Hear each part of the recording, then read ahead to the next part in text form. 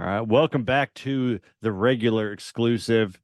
We're talking True Detective Night Country. We're two episodes in, and so we figured, you know what, part one, part two, we're gonna just talk about both of them right here, right now, because there's a lot of stuff to talk about. Yes, there is. And I'm just excited that we're back in True Detective territory, even though this is like inspired by it says in the credits, but I'm feeling the True Detective vibes and I love Jodie Foster and I'm just all in already. I think I was Y- all in and then after the first episode and now the second, I'm like all the way in. Yeah. So I mean, we are both huge fans of True Detective. I mean, season one is one of our favorite, TV shows or TV seasons of all time. I think it's one of the Um, best, yeah. But we are committed because this happens every year, it seems like. We are committed. We are not going to compare this season to the first season. We're going to let this be a true anthology and just Yeah. let them be their own things because, God, it gets so annoying. Like on Reddit, and just people won't stop talking about the I mean, first season. It's like it's we like, love it. So it's like we feel like we're weird. Like, well, would you guys yeah. just shut up? Can we just like not ruin this? Like, we let it be its own thing. I mean, I get it. Like, what the hell? What does Issa Lopez think she's doing? This isn't a shot for shot remake of season one. Yeah, I'm just very upset by the it. And I feel gall. like Jodie Foster does not have like she's not acting like Matthew McConaughey in season one, right? Yeah. There's not the two timelines. Like, what's going on? I don't care. I love it. I really enjoy all seasons of True Detective. Season two is actually really good, but I remember like we all just were like, what the fuck is this after season one being so good? I Hmm. mean, I think the creator, they just shot themselves in the foot by coming out the gate with the best fucking shit ever. Yeah. And then I still think if you go back and watch those now, like without comparing it, that's the key to this show. I think to enjoying it I is think if that's the you, key to most things. yeah, Like, but just especially stop True comparing. Detective, because it's Yeah. not like Game of Thrones. It was like, it wasn't like, oh, season one was the absolute best, and then it just got worse. It was like, or like it was, it Yeah. wasn't as good. It never had that magic. I do feel like it has had similar, but never like a full perfection of a season like season one, and it Yeah. won't. So that's okay. This is something different, and it's a different creator. So I'm Hmm. all in. I love it. Well, and I'm digging it. It's it's kind of a mixture of multiple things. They're doing like the 30 days of night thing with all of it Hmm. taking place in this fictional town, and they have 60 days of night, so that's Hmm. hardcore. Yeah, Um, that's pretty ob fucked. I would not be able to do that. That would be crazy. Obviously, there's a lot of connections to the thing, which I know you're stoked about. Yes, and I did see Issa Lopez, the writer, director, creator. She said two of her big influences for this season were The Thing and David Fincher's Seven. Mm, So I was like, it's like she made this for me, honestly. Like I'm very excited about both of those things. But I think the idea of like a research station and like the missing scientists and like the frozen yeah. environment. It's so great. It feels like the thing, but it still feels like something different. I love the idea of a Hmm. detective showing up and being like, what the fuck happened here? Kind of like Yeah. what happens in the thing with Kurt Russell, but Hmm. they're not really detectives. And so like for me, episode one was the here's all of the characters and here's kind of the rough outline of the story, the plot points. You have the overarching story of what happened to these scientists, and then you have all these other little things. So it's like I wrote down some of the stuff, so fill in any of the blanks that I missed. Um, First off, Henry is doing some sketchy shit with hiding those files in his house. Mm. Yeah, he just screams sketchy dude, honestly. Yep. But and that's the other cop guy, the dad of the other young cop. Yeah. I basically don't know anyone's names on this show yet, but I'm keeping up with it. But yeah, that's interesting. And then I agree oh, with you on that, but I'm wondering if he's just a red herring is what I was gonna say. Is like he that feels like he's so obviously like up to no good that is he really? after the first season, or sorry, after the first episode, he kind of feels like a red herring. Right? But I don't know. The second Episode two? episode two really connected a lot of strings together. And so Yeah. like I mean I'm the glad we're second talking about them together. yeah, so I mean like the second thing was Evangeline, the the indigenous partner. I guess Navarro. they're not partners. Yeah, Yeah. Navarro. Ex-partner, Um, maybe. yeah, there's something up with them. But yeah, Evangeline's or sorry, Navarro's sister is like getting phone calls from their dead mom or something. No, she's like calling the police and saying that there's dead people in there. And yeah, the dead mom is like coming in to kill her or something to Yep. get her. Yep. And then we have Navarro, is obsessed with this case with Annie. Annie K. I was gonna ask you, have they told us like the relationship between Annie and Navarro? Like, were they friends or I don't, I thought they were I think sisters, and then I was like, wait, no. no, that's not right. I think they were friends, but like, 'cause in episode 2, she was like, I knew everything about Annie, but I didn't know about this other guy that she was seeing, Clark, Yeah. at the station. However, that could also be because she just looked into her case. I know for sure that they said that Navarro was the first on the scene and was Yeah. the one that found the body, which was all fucked up. She'd been Yeah. stabbed a bunch and missing her tongue and had the spiral on her, which I guess it sounds like maybe she had that tattoo already. Yeah, so that was the thing that we learned in episode 2 is that Yeah. the spiral came from her, or at least Yeah. that's the earliest we know of it is where that spiral came from. Well, and you know what the spiral is compared, like with season 1, there's the spiral all over the From the place. book of Jigsaw. No, I'm No. talking, yeah, but I'm talking about from True Detective season 1, the spirals. That was a big deal in the with the Yellow King and shit. Oh, They I had the don't. spiral and it was like a sex cult. It was like their pedophile like ring, and then they like they murdered and Okay, so wait, raped I want to make little sure we're on the girls. same page. So you're saying there's actually connectivity to season 1 of True Detective. We're not just comparing. No, I'm not Okay, comparing anything. I didn't realize this. Okay. Oh, So Jace, they dropped multiple references. I think I want to say episode 1, they mention when the woman's like seeing that guy in the snow who's like obviously a ghost, right? yeah, And she says his name is Travis. The yeah. internet, because it's True Detective, already went wild. And they were like, I wonder if that's Rust's dad, which is Matthew McConaughey's character in season 1. He mentions his dad. I think the cops, someone says that his dad's name's Travis Cole and that that's where Rust lived with him for a while in Alaska, and that his dad lived up there and died up there. Oh. So this episode 2, they just confirmed that woman who was saying that she saw Travis, even though she knows he's dead. She said Travis Cole and confirmed that it was Rust's dad. So Oh, like, wow. guy doing that weird spirit dance. I mean, it makes sense. Him and Rust are both super fucking weird, Yeah, even spirit. but Russ was weird because of, all the cocaine and Well, he was stuff. weird for a lot of reasons, but I would say also he had like, he just had weird vibes. And I felt like that. I mean, who knows what that guy was trying to communicate with the dance, but either Yeah. way, they confirmed that. And then also, I believe they mentioned somewhere in this episode that um one of the funding or some of the funding for the facility with the Yeah. scientists, that it comes from Tuttle's, or it was Yeah. like from the Tuttle Incorporated, which Yeah. Tuttle is the name of like the really rich or the fucking family from season 1 who was Oh. guilty. And it said, so I looked this up because I had to confirm, but season 1 ended with the reveal that Governor Tuttle was now U.S. Senator Tuttle, and he had cleared his family of association with the murders, which were um associated with Childress, like Ted Childress and his son, and like the actual weird kid, the guy with the face who was doing it, the Yellow King shit.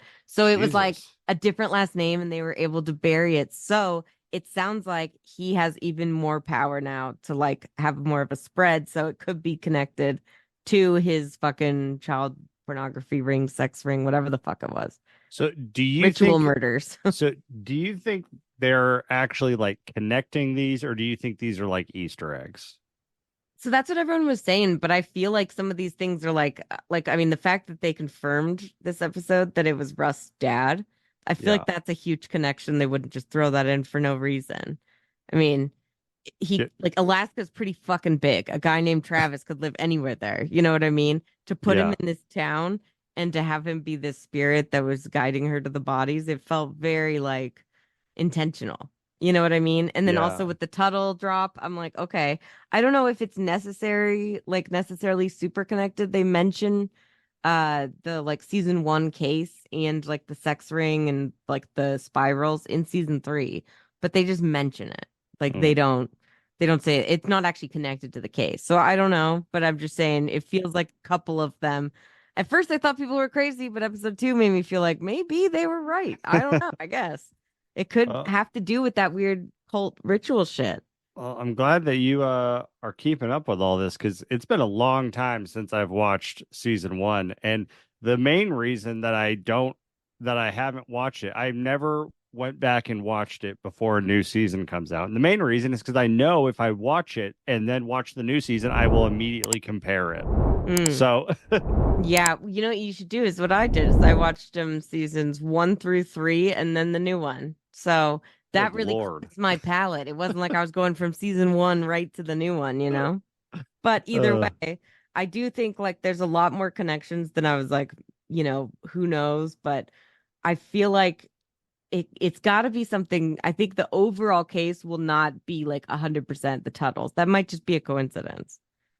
I mean, if Matthew McConaughey pops up in this season, or Woody Harrelson, I think the True Detective Reddit might have like a civil war or something. They might, yeah. But also, it's like it would be crazy. But who knows? I mean, honestly, this is like a technically people are some people are already saying it's like a sequel to season one. I'm like, calm down. This is adjacent. I Yeah, think we could say that, but I think it's a little too quick to say that. yeah. It's fully, a sequel. So then some of the other stuff that's going on is that they lay on pretty thick that there's tension between like the mining community and the Hmm. indigenous community. Along with that, Liz is the stepmother to I think it's Leah, who's like the indigenous Who's daughter. Liz? Jodie Foster. Oh, okay, sorry. Uh, Everyone calls her Danvers because that's like a cop. I always call the cops by their last name because that's what everyone calls all them. right, So we'll do that. Danvers and Navarro are the two Danvers main and cops. Navarro. Let's do that for my sake. This is the first episode, so going forward, we'll just go last names. Okay. Um, and and then there's the obvious scientist disappearing and being found in it looks like a fuck puddle, They kind of look like the out in the thing. snow. Like the Yeah, two guys yeah. melted together that they find. But also, what was interesting about this episode, I didn't really, I guess I kind of thought about it, but I don't know if you've heard of the Dyatlov Pass incident that's like famous, but it was like, I think back in the day that these hikers were found dead, like really similar to the scientists. It's like out in Russia or somewhere, like Okay. fucking, there's some horror movie about it, but they were found frozen and in different stages of undressing, like taking off all their clothes, and their eyes and ears were gouged out. And Hmm. nobody knows what happened to them and like why they did that. But it's like a weird mystery, kind of like Roanoke or something. And I think someone said that the writer was actually inspired by it. So I was like, okay, that makes sense because I totally like thought of that with like the way that their clothes were like all folded up and shit. Then when they found Oh, them next to the fuck puddle. interesting. Yeah.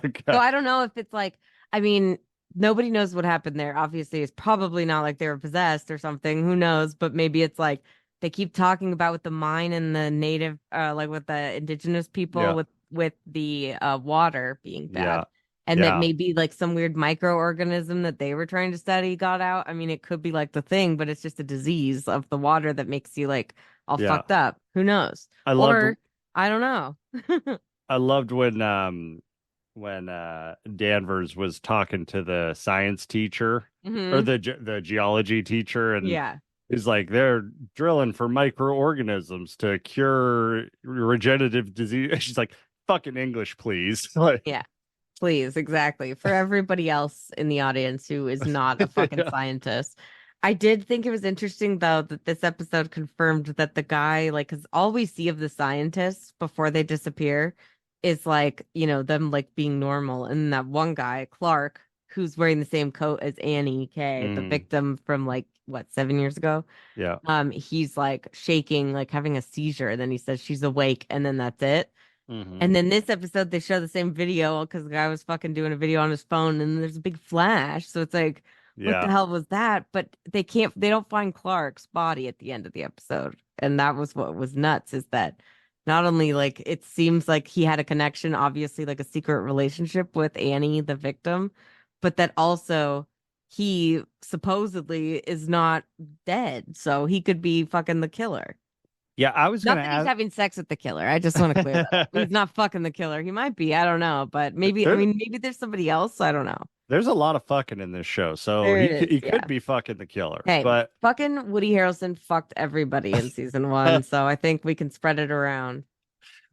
I was gonna ask you, so the guy that they're like he's not here at the end, Hmm. was he a part of the fuck puddle, or did they No. realize that he's not part of it as it Yeah. thawed? He was the guy that they were interested or like looking into this whole episode because he was the one that had the connection to, he was wearing her coat in the video and like in Yeah. pictures and stuff. So like he had it, but apparently they were dating.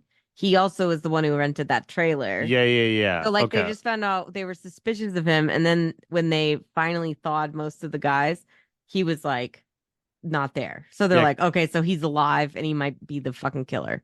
yeah, because they kept saying like, there's five that are visible, there's a number of sets of clothes, and they're like everyone else is buried. So as it thought, they're like this one guy is missing. Okay. Yeah. Which is also, I think we should just since we're talking about the frozen pile of fucking bodies, that guy screaming at the very Jesus opening of this episode. Christ. You know what that was? Just speaking, I know I mentioned it earlier that Seven was one of the inspirations, but wasn't that just like that scene in Seven when they find that guy in the bed and Yeah, the sloth guy. sloth and he's like fucking dead and then he just coughs and it's like the best jump scare ever because you're Oh my like, God. that guy looks like a fucking like he's Skeletor, like he's not Mhm. alive. So that scares the shit out of you. And then this guy, he's screaming and like he's like the fucking thing is really Yeah. what it felt like. So I was like, is he about to turn into an alien or some shit? Like, oh my God. I was ready for it. I didn't know.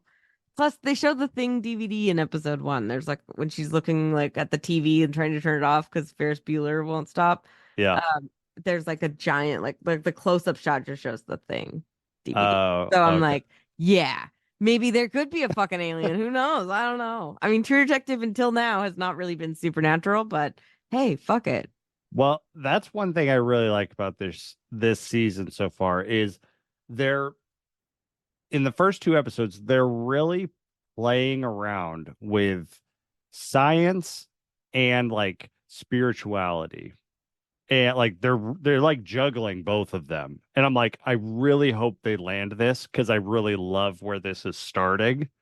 Yeah, I agree. And it's similar kind of to the thing between season one, where like I would say Rust, like Matthew McConaughey was more, spiritual, but not like religious in any way, whereas Woody Harrelson was like traditionally religious. And I felt like they had a lot of conversations about God and what that means. But I find that like this, I like the idea of like how she's always making fun of Navarro for like her spirit animal. Did Hmm. your spirit animal show you that? Just like, oh, come on, fucking Yeah. like, but I'm like, also, she did see that giant fucking polar bear without an eye. So I like, there's things in this show that are like, I'm sure that they could explain, they'll explain it away, but like, they're definitely really like blurring the line more than any other season has. Season three, like, Mahershala Ali's character would see shit that wasn't there, but it was Yeah. like he had dementia, and also he was like trying to like think back to all this shit, and he was like seeing people he had killed. Like it was more of like we're in his own mind, and it's Hmm. kind of fucked up, right? Yeah. So it was like, yeah, okay, this isn't like a ghost, right? But this season, I feel like they're like there's actual legit questions. I mean, I guess people kind of thought that was season one almost with the Yellow King shit. It kind of felt like some fucking Lovecraftian weird Hmm. shit, but it was, humans. So I Yeah. do feel like it's probably not going to end up supernatural, but like I'm really into the mix of both. Yeah. Like I don't think it's going to be like supernatural where there's like spiritual polar bears that are coming to life and ravaging people. But like I think they're doing a lot in like connecting the spirituality of like the indigenous people and like that whole world and kind of giving it uh giving it life through the people that believe it. Like you know, that there's hints of it that like the entire town kind of sees this stuff, but Yeah, it so sounds like far, that's just part of living there, which like fuck all, I'm never going to Ennis then. I mean, I know it's not a real place, but like that would definitely keep me away. yeah, they're like even the dead get bored, you I'm know. like, yeah, I don't want to be there then. No, But like thanks. so far we've only seen people the indigenous people like have these visions of things. Like we haven't seen. No, the main lady who saw Oh, Travis, are you she was a talking? Oh, white lady. Rose. Yeah, that's Yeah, a but white lady. she She's isn't not her, indigenous. but no, like her character is she's spiritual to begin with. Like, Oh, okay. Well, I'm sorry. You just said that it was only the indigenous people, and I just sorry, have to say that sorry, no, not. sorry. And also, Jodie Foster saw like her dead kid, and he was whispering to her in bed. So Oh, you're right. I think Okay, you're just going on a wrong I path, and I'm trying to help you. Of oh, thank you. I forgot. I watched the second episode and I couldn't totally remember the first episode. So, course you okay. did, Jace. I'm all right. I'm all right with being wrong. It's important. It's an That's important part of life. important. That is. That's really big of you. But okay. But speaking of Rose, I had a question. Yes. Have we seen Rose talk to anyone other than Navarro? No. Besides Travis, the ghost of Yeah. Russ's dad, no, no, she has I not.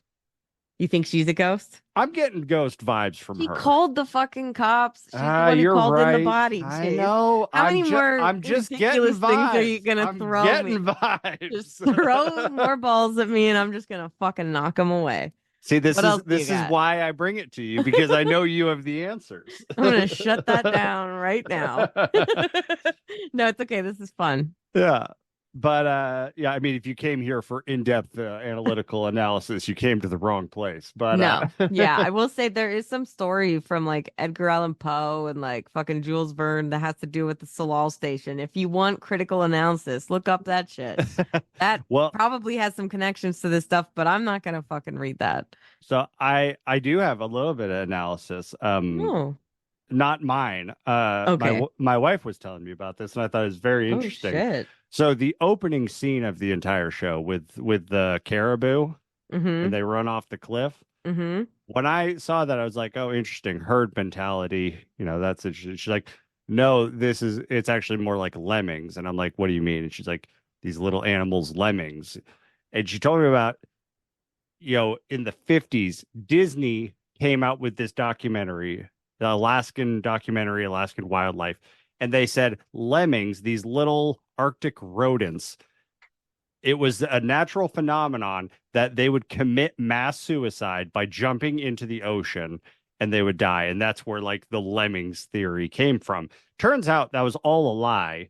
And Disney just forced these cute little rodents off a cliff and recorded it and just said this is what happens because they needed the documentary to be interesting. And I'm Oh like, my Jesus God. Christ. Wow. And then Jace. Fuck. Okay. and But that is a but real thing though with animals. Did you know yeah, that? yeah, like I know like buffalo actually do that. Whales were doing this over the summer, and I was like, oh my God, like they were What beaching do themselves. Oh, beachy. I was like, what do whales run off of? The edge of the world because No, the earth is flat? Is no, that what they're they doing? beached themselves. There was just mass suicides of all these whales beaching themselves, and people are trying to get them back out, and then they just come right back. It's like they just want to kill themselves. And I'm like, I mean, I've never related to a fucking animal like that before, but like, I'm just like, these guys are like, I'm fucking done. I just want out. And I'm like, I kind of love that, but like also But kind of scary that animals could think that way. they do. But so the interesting thing though with this whole lemming thing and the caribou thing is that they show that and then they immediately cut to the station and Hmm. then we don't know what happens. But then it was in episode 2. I loved the scene where they were like, "That's the wrong question." Yes, That whole that thing, whole thing, and it was a through line throughout this episode. Really, I felt like everyone that was how yeah, Navarro came to her shit. and it was Danvers. She got the guy to ask the question, what would scare someone enough to run into the snow naked. Not like why would they do Or it, like not fully clothed. Yeah. but what would scare them enough? And that relates back to that caribou thing because the hunter, I rewatched that opening scene. The hunter was like, "What the fuck is this?" Yeah. And so it's like that's a direct correlation. The caribou were scared off the cliff and died, and then these scientists ran off the cliff or ran into the snow. And it's like, okay, what is this thing? And I was like, oh, that's Interesting. that is interesting. I wonder, you know what I bet it is? It's probably a fucking Yeti. That's what it's got to be. They They said it did, wasn't this episode, so that means that it has to be, yeah, right? they did say they're like it's not a Yeti, The which abominable snowman. I'm just saying, we've heard about him for a long time. I don't know. yeah, but yeah, it was super interesting. Season two really, or sorry, episode two. I'll get over this by the end. We'll see. We'll see but about that. but yeah, the second episode really like pulled multiple storylines all into one kind of singular thing. And now it really feels like all of this revolves around Annie. And like, And Clark.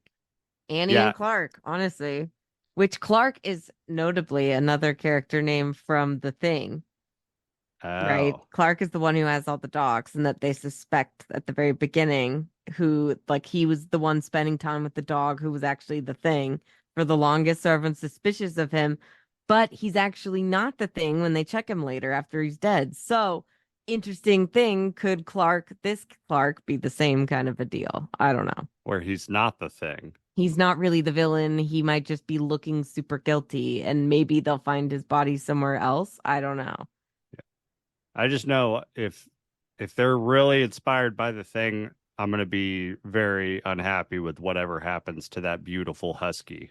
Oh, Because I know that husky was so cute. And like honestly though, like that whole scene in episode 2 when he was like cleaning up the dog, 'cause he's like, oh, she just keeps picking fights with the big guys. And it's like with the big dogs or whatever the hell.